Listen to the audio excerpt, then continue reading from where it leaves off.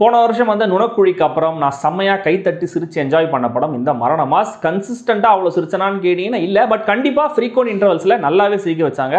At least ஒரு சின்ன புன்னகையை மறையாமல் பார்த்துக்கிட்டாங்க. இந்த லெவலில் காமெடி ஒர்க் ஆகிற மாதிரி ஸ்கிரிப்ட் எழுதுறது ரொம்ப ரொம்ப கஷ்டம். அதை டைமிங் மிஸ்ஸாமல் எக்ஸிக்யூட் பண்ண விதமும் சூப்பராக இருந்துச்சு.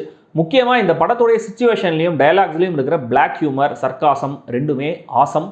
மலையாள நியூஸ் பேப்பரில் ஒர்க் பண்ணுற north Indian, unisex old age home, running cake மாதிரி வர சுரேஷ் கிருஷ்ணனுடைய கல்யாண டேட், வயலன்ஸில் இன்ஃப்ளூயன்ஸ் ஆன குட்டி பையன் நிறைய விஷயங்கள் நல்லா ஒர்க் ஆச்சு.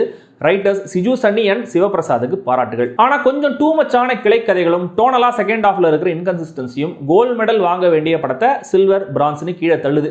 சிஜு சன்னியோடைய அப்பா பாச ட்ராக் எனக்கு சுத்தமாக ஒர்க் ஆகவே இல்லை. அதுக்கு ஒரு லிங்கெல்லாம் வச்சிருக்காங்க, பட் படத்துடைய பெரிய வீக் பாயிண்டாக எனக்கு அதுதான் அப்படின்னு தோணுச்சு. தென் பாபு ஆண்டனி கேரக்டர் நாயை தேடுற விஷயமும் எனக்கு ஒர்க் ஆகலை.